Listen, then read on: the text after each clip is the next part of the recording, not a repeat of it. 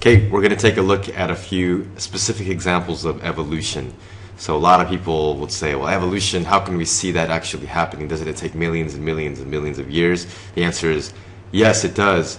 But there are a few specific examples, especially when we're talking about organisms that reproduce pretty rapidly, like bacteria, where we can see this natural selection kind of happening. So let's take a look at some specifics here.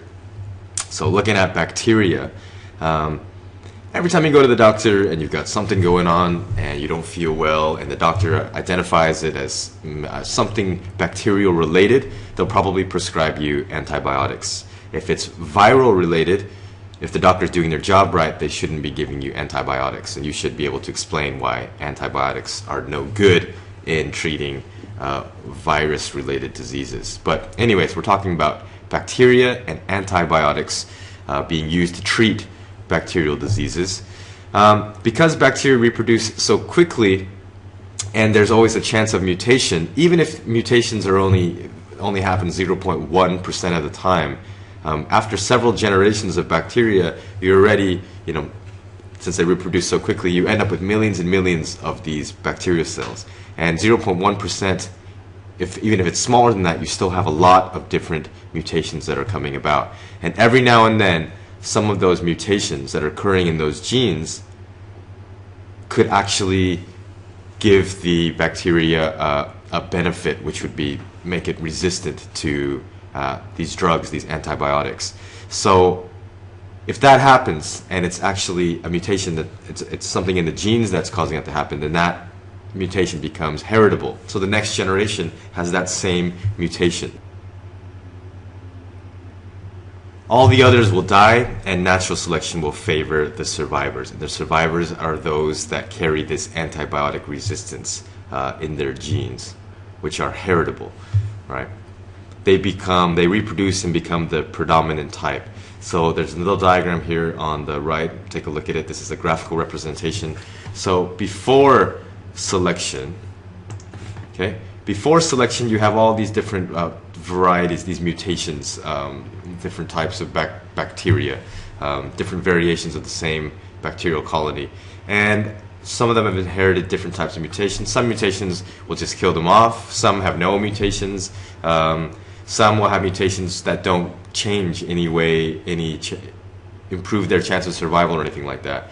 But this mutation right here, whatever mutation happened in this bacteria cell, will give it an advantage for survival, and then so that becomes selected for, as the rest of them just die off because of the antibiotics. This one is resistant to the antibiotics, and so this one reproduces, and you end up with more of them that are like that, and then a few others that are maybe able to survive.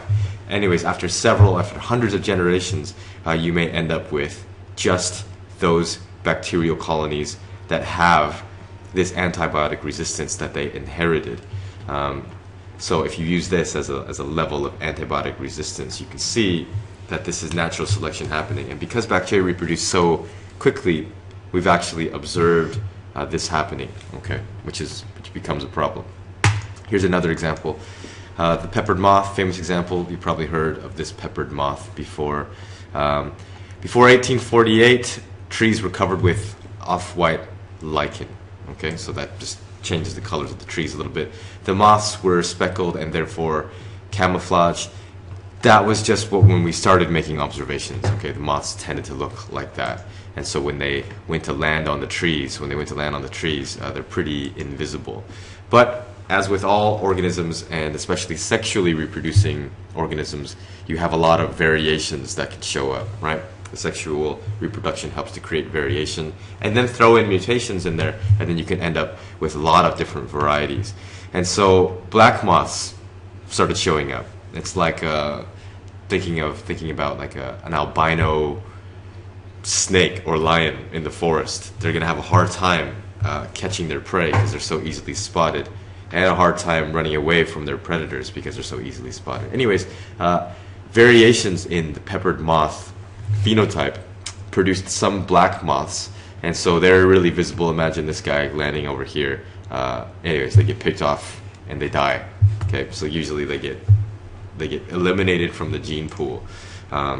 However, the coal industry started covering the trees with soot. So now the color of the trees is changing. It's becoming darker. And now, guess which moth, the black-colored moths or the peppered moths, has the advantage.